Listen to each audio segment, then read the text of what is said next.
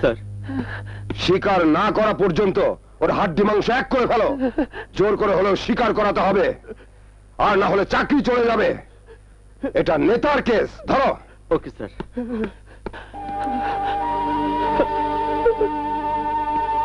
তোকে দেখে তো মনে হয় তুই ভদ্র ফ্যামিলির ছেলে, মিথ্যে বলতে পারিস না। সত্যি করে বলতো, তুই চুরি করেছিস কিনা? স্যার বিশ্বাস করেন স্যার, আমি কিছুই জানি না। সেদিন বাসায় চাইয়া দেখি আমার মা বোন না খাইয়া ঘুমাইয়া আছে। আমিও কিছু না খাইয়া কামে চলে এলাম। ক্ষুধার জ্বালা সহ্য করতে না পাইরা এক কাপ চা আর একটা রুটি কিনা খাইছিলাম। তারপর আমি আর কিছুই কইতে পারুম না স্যার। যাই বল না কেন, এটা নেতার কেস। মিথ্যে করে হলেও স্বীকার কর, তাহলে অন্তত জানে বেঁচে যাবি। ঠিক আছে স্যার। স্যার, আমার মা বোনদের একটু খবর দিবেন। তা হয়তো দেব। কি হলো, স্বীকার করেছে? জি স্যার। মারের নাম বাবাজি, ও কেন ওর বাপে স্বীকার করবে? আমি বিশ্বাস করি না আমার ছেলে চুরি করতে পারে। চুরি করা তো দূরের কথা, জীবনে সে কোনোদিন চুরি চোখেও দেখেনি। তাই নাকি? দেখেছে কিনা একটু পরেই তা টের পাবে। তার মানে অভাবের সংসার সামান্য বেতন দিয়ে চলে কি করে? নাকি মেয়েকে দিয়ে?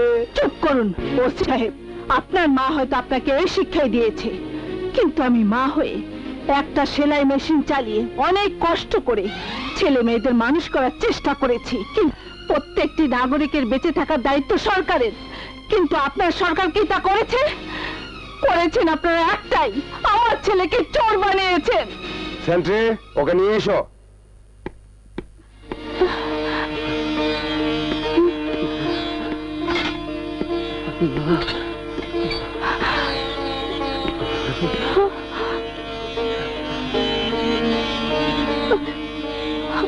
আয় বল, তুই চুরি করেছিস?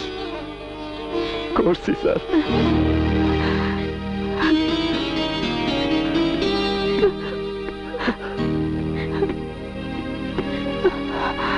এতক্ষণ চিৎকার করে খুব তো গলাবাজি করলেন, এখন শুনলেন তো?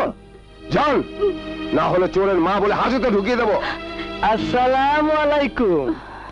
স্যার, আসলে ছেলেটা ভালো, ওরে আমি ভালো করে চিনি। তুমি যাই বলো বাদল, এটা নেতার কেস।